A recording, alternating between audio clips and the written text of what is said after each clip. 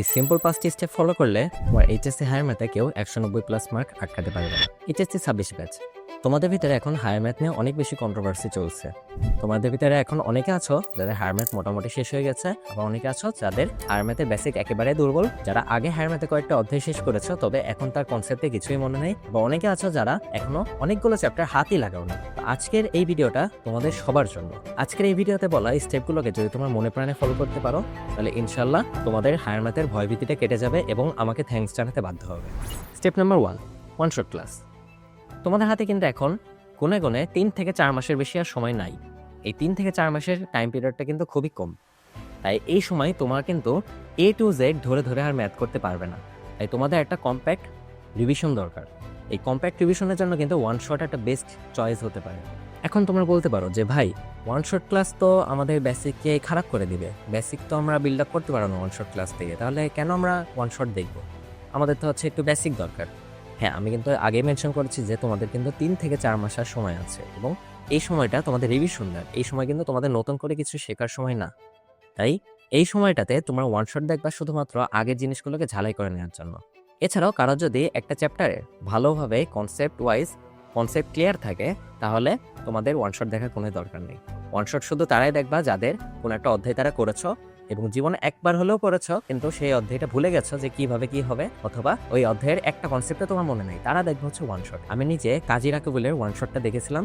এই যে আমি এই পাশে হচ্ছে সেই স্ক্রিনশটটা দিয়ে রেখেছি প্লেলিস্টে, তোমরা এই প্লেলিস্টের 21টা ভিডিও দেখে ফেলবে, তাহলে ইনশাল্লাহ তোমরা এই 3 মাসে হায়ার ম্যাথ রিভিশন নিয়ে আর কোনো সমস্যা হবে না। সত্যি আল্লাহর রহমতে এই ওয়ান শটগুলো আমার এইচএসসি লাইফে খুব বেশি কাজে দিয়েছিল। এরপরে আসি স্টেপ নাম্বার 2তে। স্টেপ নাম্বার 2 হলো কম্প্রিহেনসিভ প্রশ্ন সলভিং। তোমাদের যাদের কাছে রয়্যাল গাইড আছে তোমাদের কাছে যে প্রত্যেকটা চ্যাপ্টারের শুরুতে 5 থেকে 6টা প্রশ্ন দেওয়া আছে এবং সেই প্রশ্নগুলো আন্ডারে একটা বা দুইটা উদ্দীপক দেওয়া থাকে এবং তার আন্ডারে ক খ গ ঘ উম চ ছ অথবা বর্গের চ এই পরিমাণ প্রশ্ন দেওয়া থাকে। এখন ওই একটা উদ্দীপকের আন্ডারে তুমি যদি এতগুলো প্রশ্নকে সলভ করতে পারো তাহলে দেখবে যে তোমার আর কোনো কনসেপ্ট বাকি থাকছে না। এবং এইভাবে যদি তোমার 5টা কোয়েশ্চেনের আন্ডারে থাকা 8টা করে প্রশ্ন সলভ করে ফেলতে পারো তাহলে তোমার কিন্তু 5 8 40টা প্রশ্ন সলভ করা হয়ে যাবে। এই 40টা ম্যাথ যদি তুমি সলভ করে ফেলতে পারো তাহলে দেখবে যে তোমার বোর্ড প্রশ্নগুলো করতে গিয়ে পড়ে আর বাঁচছে না। কেননা তোমাদের কিন্তু এই কনসেপ্ট ওয়াইজ কম্প্রিহেনসিভগুলো সেই বোর্ড প্রশ্ন নিয়ে এসেই বানানো হয়েছে, বুঝতে পারছো? তাই তোমাদের অবশ্যই স্টেপ নাম্বার 2টা হবে এই কম্প্রিহেনসিভে যেই কয়টা প্রশ্ন আছে সবগুলোকে হাতে ধরে ধরে সলভ করে ফেলে। জাস্ট চোখের দেখা দেখে কিন্তু চলে গেলে হবে না, তোমার প্রত্যেকটা কম্প্রিহেনসিভের ম্যাথ হাতে ধরে ধরে সলভ করতে হবে। তাহলে ইনশাল্লাহ তোমার ওই চ্যাপ্টারের উপরে একটা বেসিক নলেজ বিল্ড আপ হয়ে যাবে। এরপরে আসি আমরা স্টেপ নাম্বার 3তে। স্টেপ নাম্বার 3টা হলো আমাদের অল বোর্ড সিকিউ সলভিং। এখন আমরা কম্প্রিহেনসিভ প্রশ্ন যদি ঠিক মতো করে আসতে পারি তাহলে কিন্তু আমরা বোর্ড কোয়েশ্চেন সলভের জন্য উপযোগী হয়ে উঠব। এখন আমরা কিভাবে বোর্ড প্রশ্ন সলভ করব? তোমাদের ভিতরে অনেকে আছে যারা বোর্ড প্রশ্ন অথবা এই কম্প্রিহেনসিভ জাস্ট চোখের দেখার তালে থাকবে, তবে এইভাবে করলে কিন্তু হবে না ভাই। তোমাদের প্রত্যেকটা প্রশ্ন হাতে ধরে ধরে সলভ করতে হবে। হ্যাঁ, এখন তোমার মনে হতে পারে যে ভাই আমার তো তাহলে এক একটা ম্যাথ করতেই তাহলে 3-4 পেজ করে লেগে যাবে, তাহলে তো আমার অনেক সময় লস হবে, কিন্তু আপনি তো নিজেই বলছেন যে আর বেশি সময় নেই। হ্যাঁ, তো তোমরা করবা কি, তোমরা যদি বুঝতে পারো যে এই ম্যাথটা হচ্ছে 1.5 পেজ বা 2 পেজ লাগবে ঠিক মতো করতে, তাহলে তোমরা হচ্ছে কয়েকটা লাইন গ্যাপ দিয়ে করবা। যেমন মনে করো যে তুমি জানো যে হলো প্রথম লাইনে যদি এটা হয় তাহলে হচ্ছে এই লাইন থেকে 5 লাইন করার পরে আরেকটা লাইন আসবে। এখন পরীক্ষার হলে তো তোমার এই 5টা লাইন করেই দেখাতে হবে, তাই না? তবে তোমরা যখন বাসায় প্র্যাকটিস করবে তখন ওই মাঝের 4 লাইন তুমি চাইলে স্কিপ করতে পারো। তুমি জাস্ট তোমার ব্রেনকে বোঝানোর জন্য প্রথমে একটা লাইন লিখবে, তারপর হচ্ছে 5 নাম্বার লাইনটা ব্রেনে ক্যালকুলেশন করে বসিয়ে দিবে। এইভাবে তোমার প্র্যাকটিস করলে দেখবে যে খুব কম সময়ে তুমি হচ্ছে সবগুলো বোর্ড সলভ করে ফেলতে পারছো। এখন সবগুলো বোর্ড আবার করবে কিভাবে? তোমার এখন 26 ব্যাচ অথবা 27 ব্যাচের স্টুডেন্ট যারা এই ভিডিওটা দেখছো, তোমরা কিন্তু রয়্যাল গাইডে দেখবে যে 25 সাল থেকে তোমাদের সিকিউগুলো দেওয়া শুরু হয়েছে। এখন এই 25 সালেগুলো প্রত্যেকটা তুমি হাতে ধরে ধরে করবে, তারপর 24 এগুলো হাতে ধরে ধরে করবে, 23 এগুলো হাতে ধরে ধরে করবে। এই 3টা বছর হাতে ধরে ধরে A to Z শেষ করবে। এই 3টা বছরের প্রশ্ন যদি তুমি ভালোভাবে শেষ করতে পারো তাহলে দেখবে যে 22 সাল থেকে আর নতুন কোনো টপিক নাই, সবগুলো এই টপিকের ভিতর থেকে সিকিউ রিপিট আসছে। তো এই রিপিটেড সিকিউগুলো তাহলে কি তোমার হাতে ধরে করার দরকার নেই? না, দরকার আছে, কিন্তু এইখানে একটু খেলা আছে। মনে করো যে তুমি কেবল একটা অঙ্ক করে এসছো যেটা তুমি জানো যে 1.5 পেজ লাগবে তোমাকে সলভ করতে, আবার দেখছো যে সেটা হচ্ছে 22 সাল বা 21 সালের দিকে রিপিট করা হয়েছে। এখন তাহলে তুমি কি করবা? তোমার এখন কাজ হবে যে প্রশ্নটা প্রথমে ভালোভাবে দেখা, এবার তুমি যদি চিনে ফেলো যে এটা তো আমি আগে করেছি, তাহলে কি করবে? তাহলে কি তোমার করার দরকার আছে নাকি নেই? আমি বলবো যে আছেও আবার নেইও। এই জায়গাগুলো ২ টা কেসে বিভক্ত করা যায়। করবে কখন হাতে ধরে? যদি দেখো যে তুমি হচ্ছে নিজে প্রশ্নটা দেখলে, তবে হচ্ছে ব্রেনে ক্যালকুলেশন করে লাস্ট লাইন পর্যন্ত যাইতে পারছো না, তখন হাতে ধরে করতে হবে। তবে তুমি যদি হলো প্রশ্নটা দেখে একদম ব্রেন ক্যালকুলেশন করে লাস্ট লাইন পর্যন্ত হলো মাথায় মাথায় ক্যালকুলেট করে ফেলতে পারো যে হ্যাঁ, এরপরে হচ্ছে এই সূত্র হবে, এরপরে হচ্ছে এই সূত্র হবে, তারপরে এই সূত্র হবে, তাহলে আর তোমার সেটা হাতে ধরে ধরে করার দরকার নাই। তবে তুমি যদি কোনো একটা অঙ্ককে ধরে ফেলতে পারো এবং প্রথম স্টেপটা পার করতে পারো, দ্বিতীয় স্টেপটা পার করতে পারো, তৃতীয় স্টেপটা পার করতে পারো, তবে চতুর্থ স্টেপে গিয়েও যদি তুমি এই প্রশ্নটা আটকে যাও ব্রেন ক্যালকুলেশনে, তাহলে তোমার ধরে ধরে সেটা আবার করতে হবে। কেননা তোমার এখনই আটকাছে। যদি এই আটকানোটা পরীক্ষার হলে একবার আটকে যায় আর কড়া গার্ড পড়ে, তাহলে কিন্তু তোমার বাঁচার আর কোনো উপায় নেই। তাহলে কিন্তু তোমার অঙ্কটা সেখানে ফেলে রেখে আবার এগিয়ে যেতে হবে।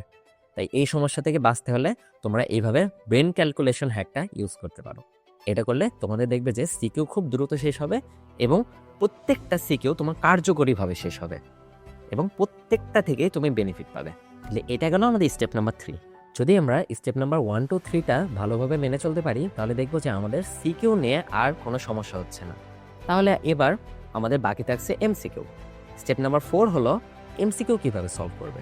যেহেতু আমি স্টেপ নাম্বার 1-এ বলেছি যে সিকিউ এর জন্য তোমাদের এখন ওয়ান শট ক্লাসটা দেখতে হবে, কেননা এখন কিন্তু আর বেশি সময় নাই।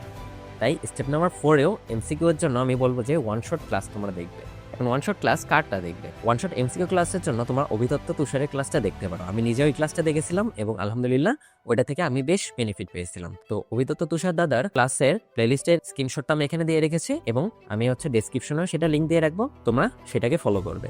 এখন এই ওয়ান শট এমসিকিউ ক্লাসটা কাদের জন্য?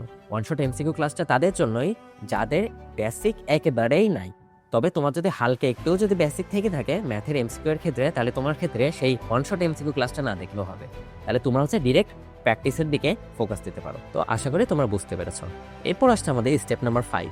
স্টেপ নাম্বার 5টা হলো রয়্যাল গাইডেরই এমসিকিউ পার্টটা সলভ করা। রয়্যাল গাইডে তোমরা দেখবে যে এমসিকিউ পার্টে প্রচুর পরিমাণে এমসিকিউ আছে, মানে প্রচুর পরিমাণে এমসিকিউ। এক একটা চ্যাপ্টারে 500, 600, 700, 800 এই পরিমাণে এমসিকিউ দেওয়া।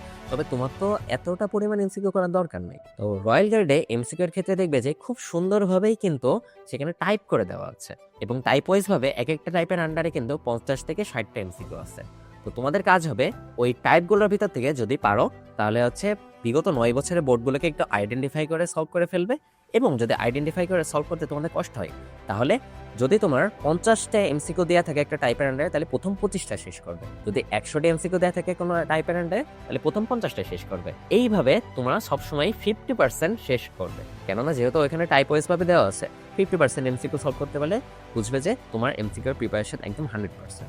যেহেতু তোমরা স্টেপ নাম্বার 4টা ফলো করে অলরেডি ওয়ান শট ক্লাস দেখছো, তাই আশা করি ওইখান থেকে মোটামুটি এমসিকিউর একটা বেসিক তোমার দাঁড় হয়ে যাবে। এবং এরপরে যদি তোমরা এই বহু নির্বাচনীগুলো ধরে ধরে সলভ করে ফেলতে পারো এবং ব্রেন ক্যালকুলেশন হ্যাক ইউজ করে কয়েকটা হচ্ছে দেখে দেখে সলভ করে ফেলতে পারো, তাহলে ইনশাল্লাহ তোমার আর ম্যাথে 190+ মার্ক কেউ আটকাতে পারবে না। এখন তোমাদের আবার অনেকের এমসিকিউ সলভের ক্ষেত্রে একটা প্রবলেম তোমরা ফেস করবা যে অনেক বড় বড় এমসিকিউ দেখবে। তো সেই ক্ষেত্রে তোমরা কি করবে? মনে রাখবে যে ম্যাথের এমসিকিউ যদি বড় হয়, সেই ক্ষেত্রে নিশ্চয়ই সেখানে কোনো না কোনো একটা শর্টকাট ইউজ করা যাবেই যাবে। তো এই ম্যাথ ক্যালকুলেশন হ্যাকের জন্য তোমরা কাজী রাকিবুলের এই প্লেলিস্টটা দেখতে পারো। এই প্লেলিস্টে তিনি কিন্তু খুব সহজেই ক্যালকুলেটর হ্যাক দেখিয়ে দিয়েছে এবং খুব কম টাইমেই এইগুলো তোমরা চাইলে শেষ করে ফেলতে পারবে। তাই ইনশাল্লাহ এইগুলো দেখবে এবং তোমার ক্যালকুলেটর নিজেরা প্র্যাকটিস করবে। তো এই 5টা স্টেপ যদি তোমরা ফলো করতে পারো, তাহলে ইনশাল্লাহ তোমার আর এক্সট্রা কোনো বই কেনার দরকার নেই। তোমার এই রয়্যাল গাইডটাই তোমার 190+ পাতে বাধ্য করবেই করবে। তাই আশা করি তোমরা আমার কথা বুঝছো। ইনশাল্লাহ তোমরা এগুলোকে মেনে চলবে আশা করি, এবং তোমাদের সকলের জন্য দোয়া রইল যেন তোমরা সবাই একটা ভালো রেজাল্ট করতে পারো ইনশাল্লাহ। আসসালামু আলাইকুম।